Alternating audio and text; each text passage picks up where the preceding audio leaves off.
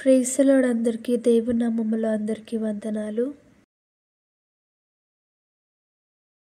లేవియ కాండము 14వ అధ్యాయము.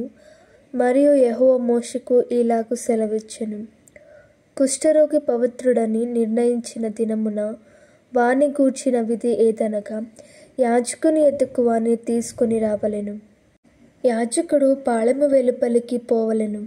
యాజకుడు వానిని చూచినప్పుడు కుష్ఠపొడ బాగుపడి కుష్ఠరోగిని విడిచిన ఎడల యాజకుడు పవిత్రత పొందగోరు వాని కొరకు సజీవమైన 2 పవిత్ర పక్షులను, దేవదారు కర్రను, రక్తవర్ణము గల నూలును, హిస్సోపును తెమ్మని ఆజ్ఞాపింపవలెను. అప్పుడు యాజకుడు పారునీటిపైని మంటి పాత్రలో ఆ పక్షులలో ఒకదానిని చంపనాజ్ఞాపించి సజీవమైన పక్షిని, ఆ దేవదారు కర్రను, రక్తవర్ణము గల నూలును, హిస్సోపును తీసుకొని పారునీటిపైని చంపిన పక్షి రక్తములో వాటిని సజీవమైన పక్షిని ముంచి కుష్టు విషయములో పవిత్రత పొందగోరు వాని మీద 7 మార్లు ప్రోక్షించి వాడు పవిత్రుడని నిర్ణయించి సజీవమైన పక్షి ఎగిరిపోవునట్లు దానిని వదిలివేయవలెను. అప్పుడు పవిత్రత పొందగోరు వాడు తన బట్టలు ఉతుకుకొని తన రోమమంతటిని క్షౌరము చేసుకుని నీళ్లతో స్నానము చేసి పవిత్రుడగును. తరువాత వాడు పాళెములోనికి వచ్చి తన గుడారము వెలుపల 7 దినములు నివసింపవలెను. 7వ నాడు తన రొమ్ముమంతటిని, తన తలను, తన గడ్డమును, తన కనుబొమ్మలను క్షౌరము చేసుకొనవలెను. తన రోమమంతటిని క్షౌరము చేసుకొని బట్టలు ఉతుకుకొని ఎడల నీళ్లతో కడుగుకొని పవిత్రుడగును. 8వ నాడు వాడు నిర్దోషమైన 2 మగ గొర్రె పిల్లలను, నిర్దోషమైన 1 ఏడాది ఆడు గొర్రె పిల్లను, నైవేద్యమునకై నూనె కలిపిన 3/10వ వంతుల గోధుమ పిండి, 1 అర్ధసేరు నూనెను తీసుకొని రావలెను. పవిత్రపరచు యాజకుడు పవిత్రత పొందగోరు మనుష్యుని వాటితో ప్రత్యక్షపు గుడారముక ద్వారమున యెహోవా సన్నిధికి తీసుకొని రావలెను. అప్పుడు యాజకుడు 1 మగ గొర్రెపిల్లను, అర్ధసేరు నూనెను తీసుకొని అపరాధ పరిహార్థ బలిగా వాటిని దగ్గరకు తెచ్చి అల్లాడింపబడు అర్పణముగా యెహోవా సన్నిధిని వాటిని అల్లాడింపవలెను. అతడు పాపపరిహార్థ బలి పశువును, దహన బలి పశువును వధించు పరిశుద్ధ స్థలములో ఆ గొర్రెపిల్లను వధింపవలెను.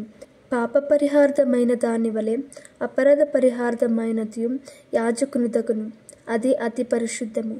అప్పుడు యాజకుడు అపరాధ పరిహార్థమైన దాని రక్తములో కొంచెము తీసి పవిత్రత పొందగోరు వాని కుడి చెవి కొన మీదను, వాని కుడి చేతి బోటన వేలి మీదను, వాని కుడికాలి బోటన వేలి మీదను దానిని చమరవలెను. మరియు యాజకుడు అర్ధసేరు నూనెలో కొంచెము తీసి తన ఎడమ అరచేతిలో పోసుకొనవలెను.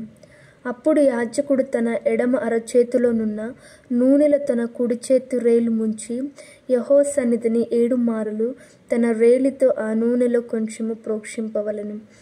యాజకుడు తన అరచేతిలోనున్న కొదువ నూనెలో కొంచెము తీసుకొని పవిత్రత పొందగోరు వాని కుడి చెవి కొన మీదను, వాని కుడి చేతి బోటన రేలి మీదను, వాని కుడికాలి బ్రోటన రేలి మీదను ఉన్న అపరాధ పరిహార్థ బలి పశువు యొక్క రక్తం మీద చమరవలెను. అప్పుడు యాజకుడు తన అరచేతిలోనున్న కొదువ నూనెను పవిత్రత పొందగోరు వాని తల మీద చమరవలెను. అట్లు యాజకుడు యెహోవా సన్నిధి వాని నిమిత్తము ప్రాయశ్చిత్తము చేయవలెను.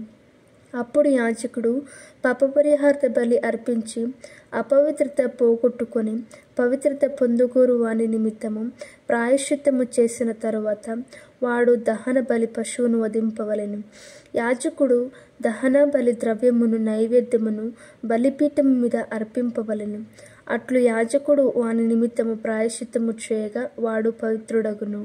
వాడు బీదవాడై పై చెప్పినదంతయు తేజాలని ఎడల తన నిమిత్తము ప్రాయశ్చిత్తము కలుగుటకై వాడు అల్లాడించుటకు అపరాధ పరిహార్థ బలిగా 1 గొర్రె పిల్లను, నైవేద్యముగా తూములో 10వ వంతు నూనెతో కలిసిన గోధుమ పిండిని, 1 అర్ధసేరు నూనెను, వారికి దొరకగల 2 తెల్ల గువ్వలే గాని 2 పావురపు పిల్లని గాని, అనగా పాపపరిహార్థ బలిగా 1 దానిని, దహన బలిగా 1 దానిని తీసుకొని రావలెను.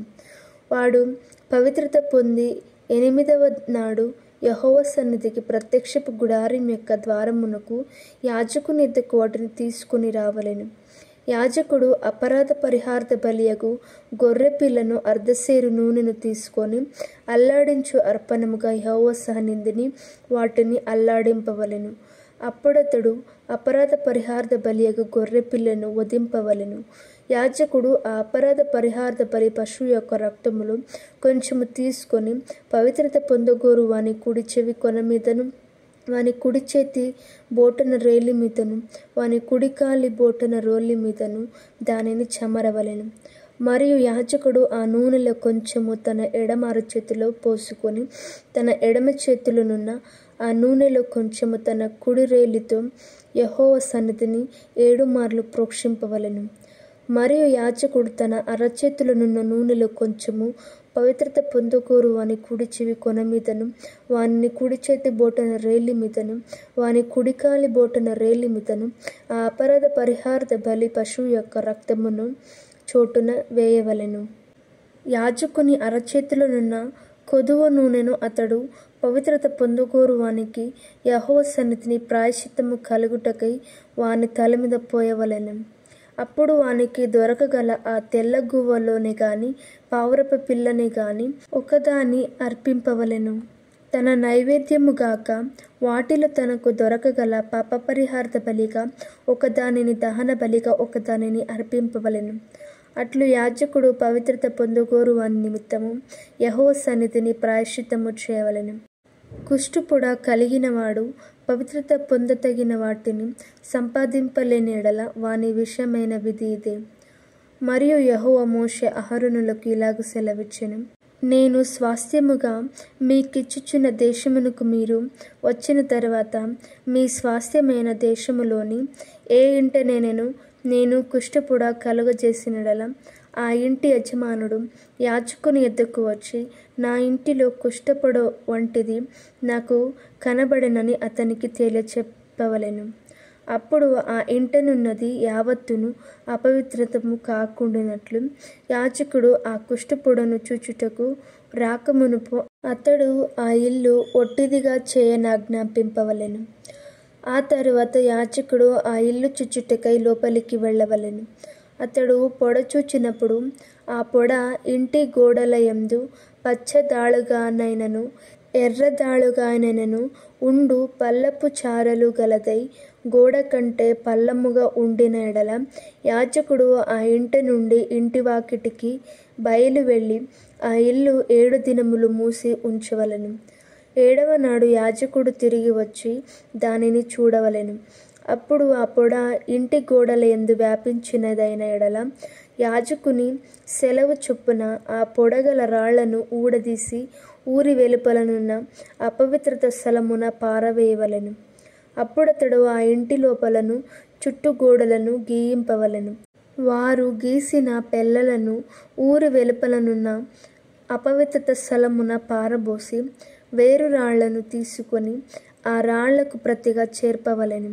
అతడు వేరు అడసును తెప్పించి ఆ ఇంటి గోడకు పూయింపవలెను. అతడు ఆ రాళ్లను ఊడదీయించి ఇల్లు గీయించి దానికి అడుసును పూయించిన తరువాత ఆ పొడ తిరిగి ఆ ఇంట బయలుపడిన ఎడల యాజకుడు వచ్చి దాన్ని చూడవలెను. అప్పుడు ఆ పొడ ఆ ఇంటి వ్యాపించిన ఎడల అది ఆ ఇంటిలో కోరుకుడు కుష్ఠము, అది అపవిత్రము. కాబట్టి అతడు ఆ ఇంటిని, దాని రాళ్లను, కర్రలను, సున్నమంతటిని పడగొట్టించి ఊరి వెలుపలనున్న అపవిత్రత స్థలమునకు వాటిని మోయించి పారబోయింపవలెను. మరియు ఆ ఇల్లు పాడు విడిచిన దినములన్నీ దానిలో ప్రవేశించువాడు సాయంకాలము వరకు అపవిత్రుడగును. ఆ ఇంట పండుకొనువాడు తన బట్టలు ఉతుకుకొనవలెను. ఆ ఇంట భోజనము చేయువాడు తన బట్టలు ఉతుకుకొనవలెను. యాజకుడు వచ్చి లోపల ప్రవేశించి చూచినప్పుడు ఆ ఇంటికి అడుసు వేసిన తరువాత ఆ పొడ ఇంటిలో వ్యాపింపకపోయిన ఎడల పొడ బాగుపడెను గనుక ఆ ఇల్లు పవిత్రమని యాజకుడు నిర్ణయింపవలెను. ఆ ఇంటి కొరకు పాపపరిహార్థ బలి అర్పించుటకు అతడు 2 పక్షులను, దేవదారు కర్రను, రక్తవర్ణపు నూలును, హిస్సోపును తీసుకొని పారు నీటిపైన మంటి పాత్రలో ఆ పక్షులలో ఒకదానిని వధించి, ఆ దేవదారు కర్రను, హిస్సోపును, రక్తవర్ణపు నూలును సజీవమైన పక్షిని తీసుకొని వధింపబడిన పక్షి రక్తములోను పారు నీటిలో వాటిని ముంచి ఆ ఇంటి మీద 7 మార్లు ప్రోక్షింపవలెను. అట్లు ఆ పక్షి రక్తముతోను, ఆ పారు నీటితోను, సజీవమైన పక్షితోను, దేవదారు కర్రతోను, హిస్సోపుతోను, రక్తవర్ణపు నూలుతోను ఆ ఇంటి విషయంలో పాపపరిహార్థ బలి అర్పింపవలెను. అప్పుడు సజీవమైన పక్షిని ఊరి వెలుపల ఎగురు విడువవలెను. అట్లు అతడు ఆ ఇంటికి ప్రాయశ్చిత్తము చేయగా అది పవిత్రమగును. ప్రతి విధమైన కుష్ఠుపొడను గూర్చియు, బొబ్బను గూర్చియు, వస్త్రకుష్ఠమును గూర్చియు, వస్త్రమునకైనను ఇంటికైనను కలుగు కుష్ఠమును గూర్చియు, వాపును గూర్చియు, పొక్కును గూర్చియు, నిగనిగలాడు మచ్చను గూర్చియు ఒకడు ఎప్పుడు అపవిత్రుడగును, ఎప్పుడు పవిత్రుడగును తెలియజేయుటకు ఇది కుష్ఠమును గూర్చిన విధి.